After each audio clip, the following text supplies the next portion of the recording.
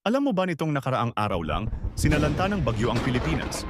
Pero ang hindi mo alam, may kasunod ito na mas malaki, mas malakas, at mas nakakatakot.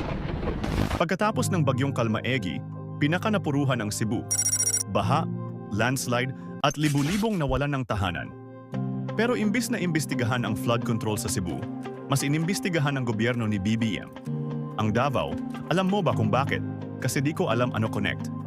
Samantala, papalapit na ngayon ang Typhoon Fungwong o lokal na tinatawag na uwan na mas malaki pa sa mapa ng Pilipinas.